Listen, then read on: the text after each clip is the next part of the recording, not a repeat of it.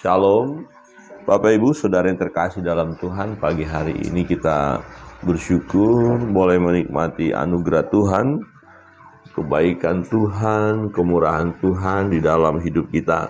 Pembacaan firman Tuhan pagi hari ini dari Kisah Para Rasul pasal 7. Ya, Kisah Para Rasul pasal 7 kita melihat di sini bagaimana seorang yang cinta akan Tuhan, yang terkenal ya penuh dengan roh, dipimpin oleh roh, dan dia baik, harus mengalami mati martir ya, harus mengalami kematian demi mempertahankan imannya dan pelayanannya, dan orang-orang menganiaya dia. Tetapi menarik adalah waktu dia mendekati ajal, ya dia aniaya, tidak ada dendam, tidak ada sakit hati di dalam dirinya, dan dia tetap setia, dia tidak takut, dia tidak gentar. Bahkan sebelum penganiayaan itu terjadi, dia menyatakan kebenaran yang luar biasa. Ya, pribadi yang mempertahankan imannya dan melayani hingga akhir hidupnya ini yang bernama Stefanus ya. Stefanus dibunuh. Nah, dia menyampaikan, kalau Bapak Ibu nanti membaca, ini cukup panjang ya. Ya, kita melihat satu hal yang luar biasa daripada Stefanus, bahwa dia sangat mengenal firman Allah, sangat mengenal kehidupan bangsa Israel. Dia mulai bercerita bagaimana Bapak Abraham, bapak leluhur mereka, ya dipanggil oleh Tuhan, ya kemudian dia tahu janji Tuhan, dia tahu juga akan tempat di mana mereka berada, yaitu Israel adalah tanah perjanjian itu. Dan dia juga mengungkapkan bagaimana sejarah perjalanan hidup mereka, ya, sampai kepada mereka harus mengalami penganiayaan 400 tahun di Mesir. Ya, kemudian Musa tampil sebagai seorang pemimpin yang menolong mereka, tetapi umat itu juga menolak. Dan dari situ dia bercerita bahwa banyak nabi-nabi juga ditolak oleh umat itu. Ya, nabi-nabi Tuhan ditolak oleh umat itu, dan umat itu cenderung menyembah berhala. Ya, dan sampai akhirnya juga Stefanus menceritakan kepada orang banyak di situ bahwa bangsa Israel akan dibuang ya ke Babel, akan dibuang mereka karena kedegilan hati mereka, karena dosa-dosa yang mereka lakukan. Ya, Stefanus luar biasa pemahamannya akan firman Allah, akan sejarah bangsa Israel, dan juga pernyataan Allah ya di dalam kehidupan bangsa Israel. Ya, dan disampaikan bahwa sejarah dari mulai Abraham itu sampai kepada Yesus Kristus yang adalah keturunan daripada Daud disampaikan sedemikian rupa. Dan rupanya ada satu peringatan yang Stefanus sampaikan kepada orang-orang di sekelilingnya, kepada imam-imam, ahli-ahli Taurat ya, dan itu sangat menusuk hati para imam-imam itu. Nah, kita melihat dikatakan di sana, ini dengan tegas di ayat 51. Kita baca bersama-sama 51. Ya, Kisah Para Rasul pasal 7, 1, 2, 3. Hai orang-orang yang keras kepala dan yang tidak bersunat hati dan telinga, kamu selalu menentang Roh Kudus, sama seperti nenek moyangmu, demikian juga kamu. Siapakah dari nabi-nabi yang tidak dianiaya oleh nenek moyangmu? Bahkan mereka membunuh orang-orang yang lebih dahulu, memberitakan tentang kedatangan orang benar yang sekarang telah kamu khianati dan kamu bunuh.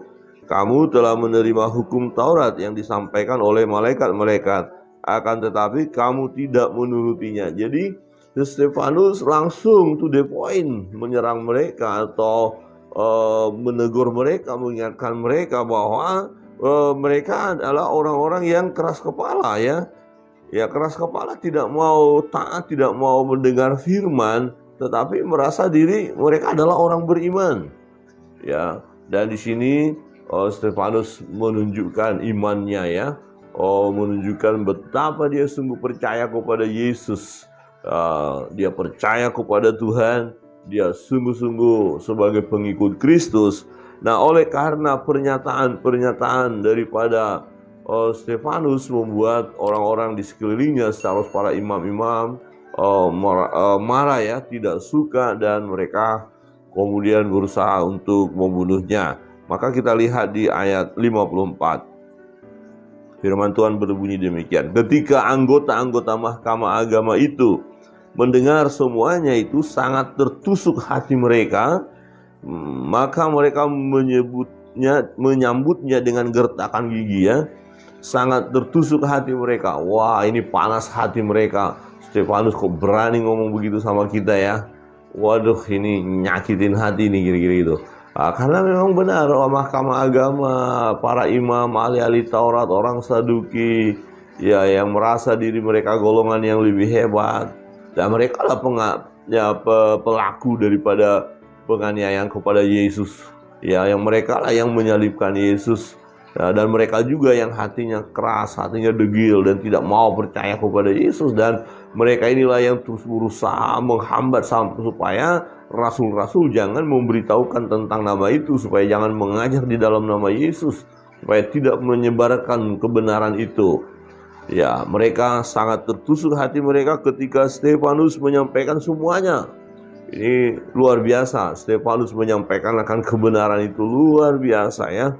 Pemahamannya akan kebenaran firman ya, seperti yang saya katakan tadi, mulai dari sejarah Abraham dipilih sampai kepada Yesus, dan juga diingatkan ada nabi-nabi yang mereka bunuh, nenek moyang mereka bunuh, dan ini juga yang disampaikan kepada orang-orang pada waktu itu, para imam-imam ya, mahkamah agama. Ini loh, kalian loh yang membunuh Yesus.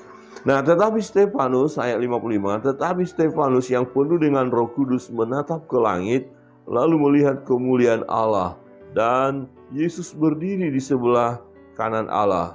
Lalu katanya, sungguh aku melihat langit terbuka dan Anak Manusia berdiri di sebelah kanan Allah. Nah, mendengar pernyataan itu, perkataan itu, wah, membuat semakin marah orang-orang.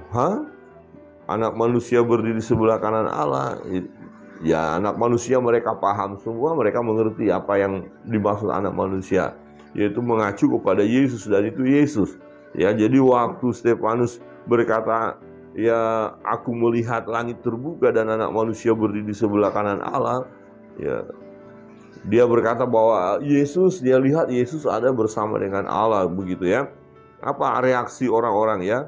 Ayat 57, maka berteriak-teriaklah mereka dan sambil menutup telinga serta menyerbu dia. Jadi orang-orang tidak mau mendengar pernyataan daripada Stefanus, ya, tidak suka kok nama itu lagi dimunculkan tentang Anak Manusia itu, tentang Yesus, kenapa dia bicara lagi.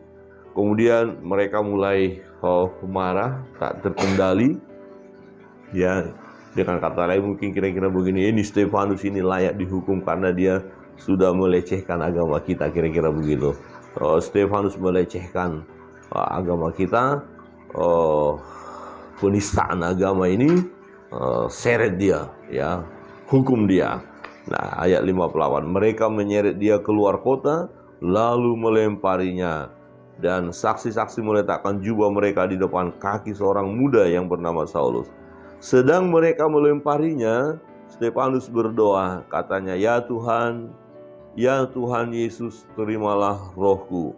Sambil berlutut dia berseru dengan suara nyaring, Tuhan, janganlah tanggungkan dosa ini kepada mereka. Dan dengan perkataan itu meninggallah dia. Bapak Ibu Saudara yang terkasih dalam Tuhan, Stefanus akhirnya mati martir.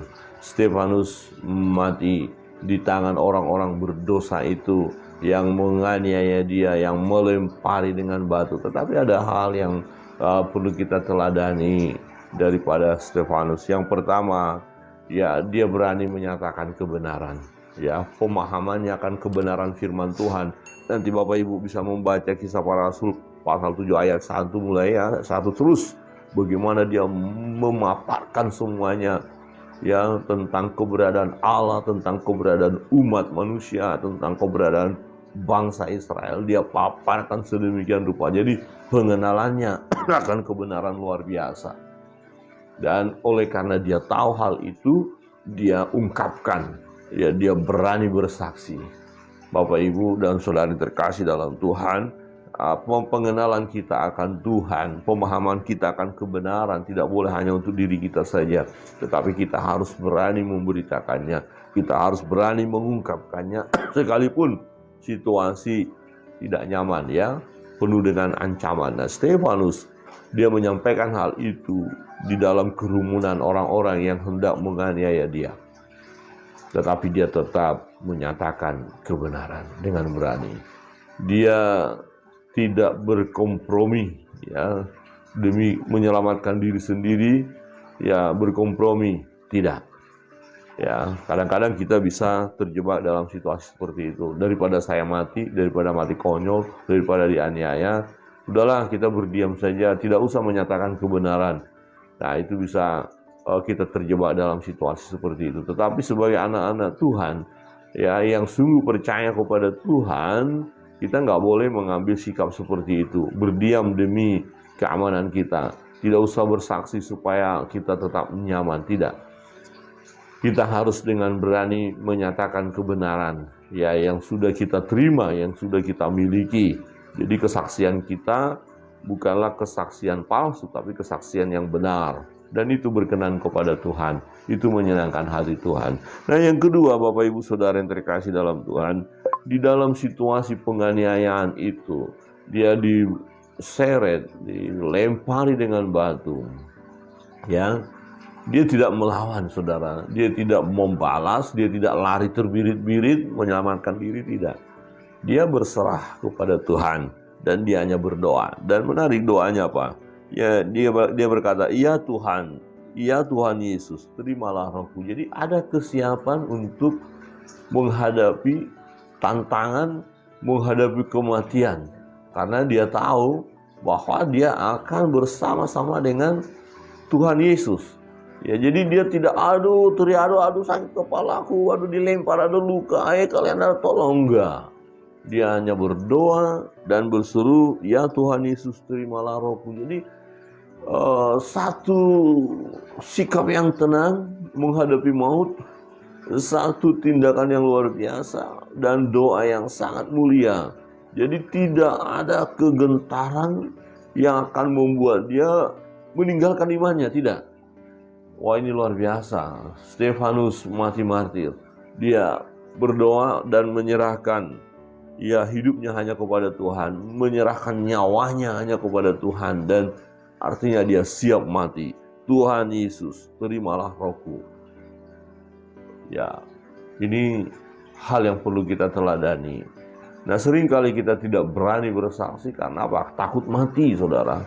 Ya, daripada mati konyol, gitu ya. Sebenarnya ketika kita bersaksi, ketika kita menyatakan kebenaran, demi kebenaran itu kita mati, itu bukan mati konyol, saudara.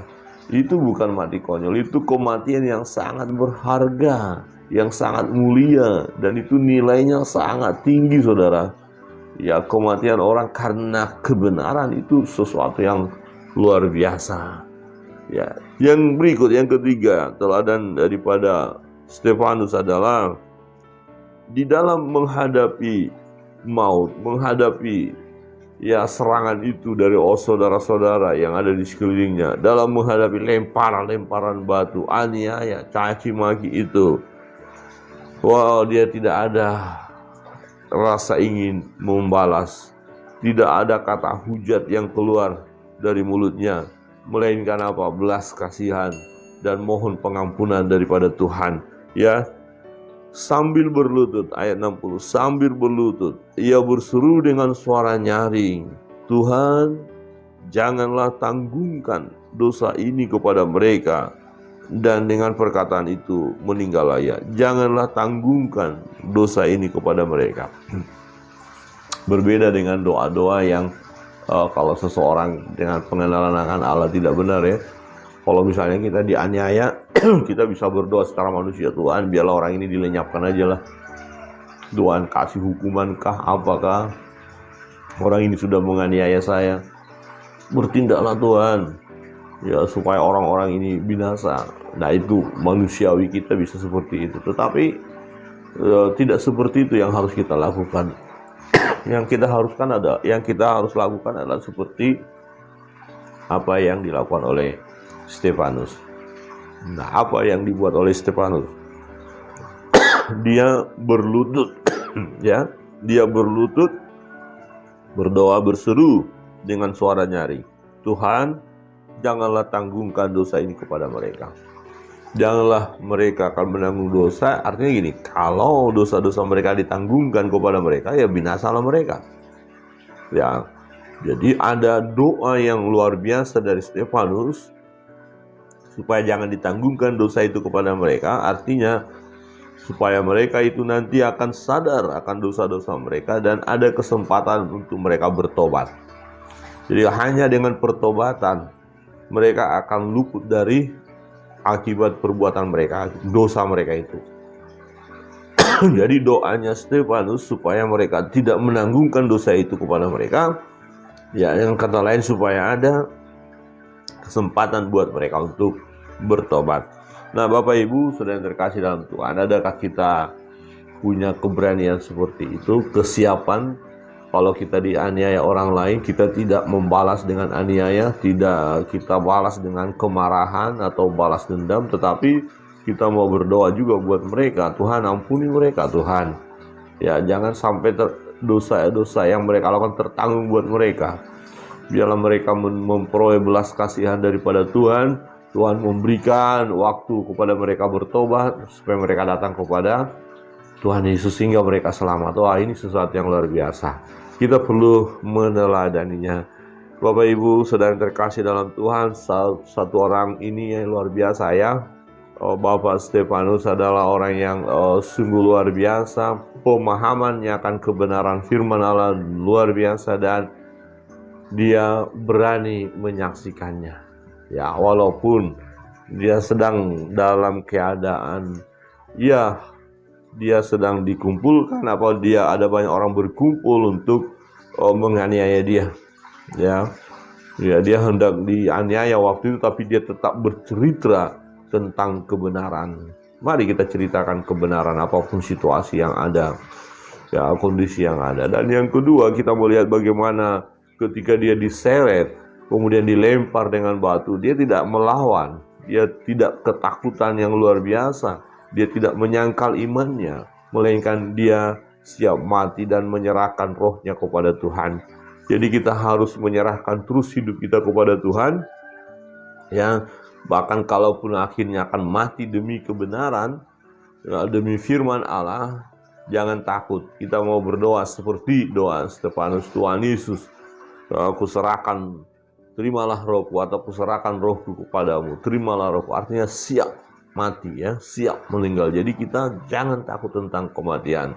Dan yang ketiga, kita melihat bahwa Stefanus ya tetap memiliki kasih kepada orang lain. Dengan doanya ini kita lihat, ya, dia berdoa supaya apa? Tuhan, janganlah tanggungkan dosa ini kepada mereka. Jadi supaya orang-orang yang menganiaya dia ada kesempatan untuk bertobat, ada kesempatan mereka dan peluang kepada mereka untuk percaya kepada Yesus supaya mereka luput dari kematian. Kiranya kebenaran firman Tuhan pagi hari ini menolong kita sebagai anak-anak Tuhan, hamba-hamba Tuhan, pengikut Kristus. Mari kita teladani keberanian daripada Stefanus. Dan hidup ini adalah kesempatan, ya, kesempatan untuk mempersembahkan yang terbaik. Kita mau melayani Tuhan, kita mau hidup sesuai dengan firman Allah, dan jadilah berkat, ya, jadilah berkat dimanapun kita berada. Tuhan Yesus memberkati kita. Kita akan masuk dalam doa-doa kita. Apapun beban, pergumulan, persoalan yang kita hadapi, kita datang kepada Tuhan dengan satu keyakinan bahwa Tuhan sanggup menolong kita. Dia memberi kekuatan kepada kita. Dan kita berdoa juga untuk orang-orang yang mungkin ada saat ini, sahabat-sahabat, para hamba-hamba Tuhan yang harus menghadapi penganiayaan oleh karena kebenaran firman Allah. Kita doakan supaya orang-orang percaya yang terzolimi, yang dianiaya, yang mungkin juga dituduh melakukan perbuatan yang menista agama orang lain, apapun itu, kita mau berdoa supaya mereka tetap kuat di dalam Tuhan, tidak mengingkari iman mereka, tetapi mereka tetap berserah kepada Tuhan. Kita doakan setiap anak-anak Tuhan, hamba-hamba Tuhan, dan kita terus menyerahkan hidup kita kepadanya. Kita naikkan satu pujian.